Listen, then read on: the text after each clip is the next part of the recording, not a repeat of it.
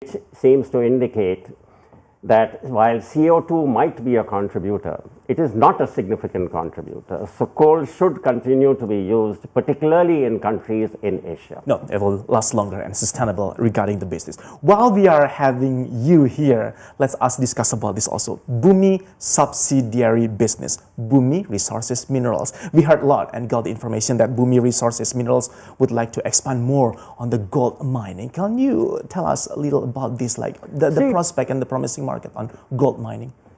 See, now BRMS, or BUMI Resource Minerals, is a public listed company and has its own independent management. Now, BUMI does not actually get involved in its management. It is a standalone listed company. But we helped catalyze the formation and listing of BRMS. This was at the end of 2010. And this is after BUMI Group had acquired a 24% economic interest in Newmont. And that formed the platform and basis for having it listed because it largely had unexplored assets. Now, and this is to segment our energy business from the metals business. And the second objective was to diversify our revenue base so that it is not 100% coal. We can also have a diversified revenue source, which was the objective of BUMI. Now, how has BUMI helped catalyze BRMS? Essentially, we had over 80% stakes in BRMS. Yeah. Today, we have 36%. We have helped make BRMS self-supporting. The debt equity ratio is about the lowest in the sector. I think it is roughly 0.2 or 0.3 to 1. So it is able now to secure funding, whether it's through projects or strategic partnering on its own. It has 3 very promising projects with high potential.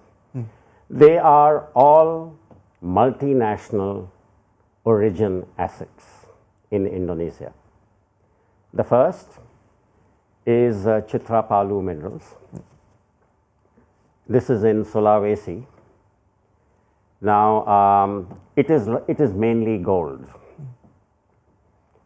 Now, we are happy to say that we've received the exploration license and we have a 30-year license to produce. So the concession can extend right up to 2050 or 2052, whatever it is, 30 years. Now, this has gold. The size of the concession is more than KPC in area. It is very large. It's about 85,900 hectares. Right. So we have identified one site in which to produce. Right.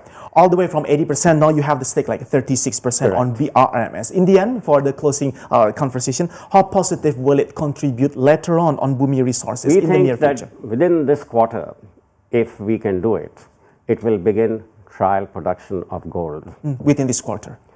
It can begin in the first year at 100,000 tons of ore. In the second year, it can go up to 180,000. This is by surface mining. It is not underground mining. So the capex involved is very low. You're looking at maybe a expenditure of $10 million, which BRM can finance on their own, following their stake sale to dairy. When they go underground, that is in 2022, then it can produce another 600 to 700,000 tons of ore. So essentially, it means that revenue-wise, it will be self-supporting to meet its own expenses next year from just the trial production, which is surface. And over the next 2 or 3 years, it can actually be a major earner. And they have 2 other assets as well. Dilip Sriwastava, Director dari PT BUMI Resources Tbk, thank you so much for your time again.